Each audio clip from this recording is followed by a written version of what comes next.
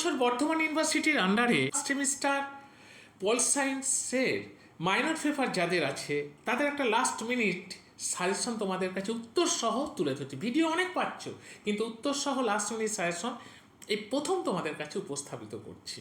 দেখো, প্রত্যেকের মান 2। কী কী কোশ্চেন ইম্পর্টেন্ট 2 নম্বর সেগুলো একটু দিয়ে দিচ্ছি। যেমন হচ্ছে, দেখো, রাজনীতি বলতে কী বোঝো, এটা খুব ভালো করে দেখে যাবে। তারপর দেখো, রাষ্ট্রবিজ্ঞানের সংজ্ঞা দাও, উত্তর দেওয়া আছে।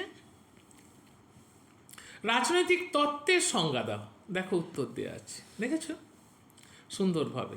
এবং আচরণবাদের দুটি দার্শনিক উৎসের নাম লেখো, এটারও উত্তর দিয়ে দিয়েছি। সনাতনী দৃষ্টিভঙ্গি কাকে বলে, এরও উত্তর দেওয়া আছে। এবার দেখো, লেকচার অন জুরিসপ্রুডেন্স বইটির লেখককে কত সালে প্রকাশিত হয়, এটা অনেকবার পড়েছে সালে, প্রিভিয়াস কোশ্চেনে।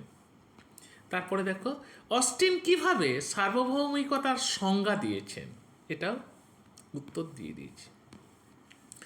রাষ্ট্র বিষয়ে ভাববাদী তত্ত্বের দুটি প্রধান সমালোচনা উল্লেখ করো, এটাও একটু উত্তর দিয়ে দিয়েছি তোমাদের কাছে। উদারনৈতিক রাষ্ট্রের দুটি বৈশিষ্ট্য উল্লেখ করো, এটারও উত্তর দেওয়া আছে, দেখেছো তোমাদের কাছে। দুজন আদর্শবাদী চিন্তাবিদের নাম উল্লেখ করো, এটারও উত্তর আমি দিয়ে দিয়েছি। ঠিক এইভাবে পূর্ণ বাক্যে সুন্দর করে লিখলে তবে ফুল মার্কস পাবে, 2-এ 2 পাবে। স্বাধীনতার যে কোনো দুটি রক্ষা কবচ উল্লেখ করো, উত্তর দেওয়া আছে। সাম্য বলতে কী বোঝো, এটারও উত্তর দেওয়া আছে। নয়া উদারনীতিবাদ বলতে কী বোঝো, একটুখানি সামান্য বৈশিষ্ট্য দিয়ে দিয়েছি, দেখতে পাচ্ছ। উপাদান পদ্ধতি বলতে মার্কস কী বুঝিয়েছেন, এটা খুব ইম্পর্টেন্ট একটা কোশ্চেন। এবার দেখো, রাষ্ট্রবিজ্ঞান শুরু এবং শেষ রাষ্ট্র দিয়ে একথা কে বলেছেন, কোন গ্রন্থে, এটা অনেকবার পড়েছে। দুজন সাবেকি রাষ্ট্রবিজ্ঞানীর নাম লেখো, এটাও অনেকবার পড়েছে। এবার দেখো, আচরণবাদের দুজন প্রবক্তার নাম লেখো, এটাও অনেকবার পড়েছে। উত্তর আচরণবাদের যে কোনো দুটি সীমাবদ্ধতা উল্লেখ করো, এটাও পড়েছে। উৎপাদন সম্পর্ক কাকে বলে, এটাও দেখে যেতে হবে। এবার দেখো, সার্বভৌমের একাত্মবাদী তত্ত্বের সপক্ষে দুটি যুক্তি উল্লেখ করো, এটাও খুব ইম্পর্টেন্ট একটা কোশ্চেন। এবার সার্বভৌমিকতার বহুতত্ত্ববাদী তত্ত্বের গুরুত্ব কী, এটা কিন্তু ভালো করে একটু দেখে যেতে হবে, খুব ইম্পর্টেন্ট একটা জায়গা।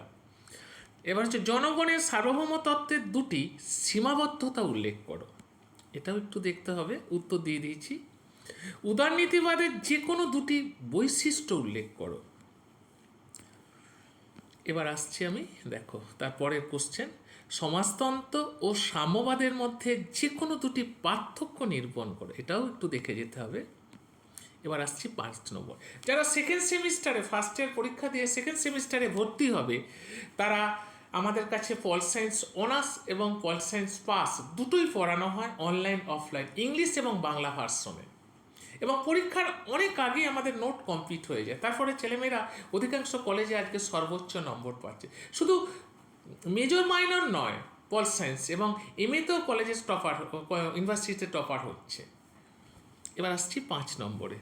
যারা ভর্তি হবে তাদের আমি হোয়াটসঅ্যাপ নাম্বার বলে দিচ্ছি, 8145262221, এই নাম্বারে হোয়াটসঅ্যাপ করতে পারো কিংবা ফোন করতে পারো 8617491526, এই নাম্বারে ফোন করতে পারো তোমরা।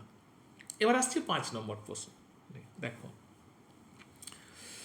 রাজনীতির চর্চার উত্তর আচরণবাদী দৃষ্টিভঙ্গি সংক্ষেপে আলোচনা করো। তারপরে কোশ্চেন, আচরণবাদী দৃষ্টিভঙ্গির প্রধান ত্রুটিগুলি উল্লেখ করো। অস্টিনের সার্বভৌমিকতার তত্ত্বের প্রধান বৈশিষ্ট্যগুলি লেখো। তারপরে হচ্ছে, সনাতনবাদী উদারনীতিবাদের মৌল প্রতিপাদ্য কী, এটার উত্তর আমি দিয়ে দিয়েছি। যদি কারো উত্তরের প্রয়োজন থাকে আমাকে হোয়াটসঅ্যাপ করতে পারো বা ফোন করে জানাতে পারো, আমি অবশ্যই তাকে হেল্প করব। দেখা এবারে সুন্দরভাবে দেওয়া আছে। তারপরে দেখো, সাম্যবাদ এবং স্বাধীনতা, এটা 5, 10 যে কোনো একটাতে এবারে আসবেই, 100% জেনে রাখো। রাজনীতি চর্চা আচরণবাদী দৃষ্টিকোণ বিষয়ে একটি সংক্ষিপ্ত নিবন্ধ লেখো। একাত্মবাদ তত্ত্বের একটি সংক্ষিপ্ত যে কোনো একজন একাত্মবাদের নাম লেখো। স্বাধীনতার যে কোনো 4টি বৈশিষ্ট্য উল্লেখ করো। সদার্থক স্বাধীনতা বলতে কী বোঝো? নয়া উদারনীতিবাদের প্রধান বৈশিষ্ট্যগুলি সংক্ষেপে উল্লেখ করো। গান্ধীর রাষ্ট্রতত্ত্ব সংক্ষেপে লেখো। গান্ধীর আত্মজীবনীর নাম লেখো। সাম্য বিষয়ক একটি সংক্ষিপ্ত নিবন্ধ লেখো, এটাও খুব ইম্পর্টেন্ট একটা কোশ্চেন। আর গান্ধীর রাষ্ট্রতত্ত্ব। রাজনীতি সম্পর্কে একটি টিকা লেখো। রাজনৈতিক তত্ত্বের অবনমনের উপর একটি টিকা লেখো। আচরণবাদী বাদের সীমাবদ্ধতাগুলির উপর একটি সংক্ষিপ্ত আলোচনা করো। জনগণের সার্বভৌমিকতার ধারণার উপর একটি সংক্ষিপ্ত টিকা লেখো। নেতিবাচক স্বাধীনতার ধারণাটি সংক্ষেপে আলোচনা করো।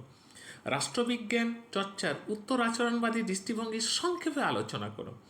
জনগণের সার্বভৌমিক তত্ত্ব আলোচনা করো, এটাও ভালো কোশ্চেন একটা। স্বাধীনতা বলতে কী বোঝো? স্বাধীনতার বিভিন্ন ধরনগুলি আলোচনা করো, এটাও খুব ইম্পর্টেন্ট একটা। সাম্যবাদ বলতে কী বোঝো? সাম্যবাদের বিভিন্ন রূপগুলির স্বরূপ আলোচনা করো। অধিকার ও কর্তব্যের মধ্যে সম্পর্ক লেখো, এটা খুব ভালো করে দেখে যাবে। পৌর এবং সামাজিক অধিকার কী? ব্যক্তির পৌর ও সামাজিক অধিকারের উপর একটি সংক্ষিপ্ত টিকা লেখো। এতগুলো কোশ্চেন দেখে ভাবছো যে এতগুলো কেন? কারণ কি তোমাদের পল সায়েন্সের কোশ্চেন একটু যদি প্রিভিয়াস ইয়ারে যাও দেখবে ঘুরিয়ে ফিরিয়ে কোশ্চেন আসছে, অর্থাৎ একটু বেশি করে গেলে তোমার অবজেক্টিভও যেমন গিফটে থাকবে এবং ছোটো কোশ্চেন বা বড় কোশ্চেনে 5 এবং 10-এরও তোমাদের গিফটে থেকে যাবে। সেই জন্য একটু বেশি করাটা ভালো, কারণ কি 5 নম্বর কোশ্চেন কিন্তু একটু এলোপাথারি হয়। এবার আসছি 10 নম্বর।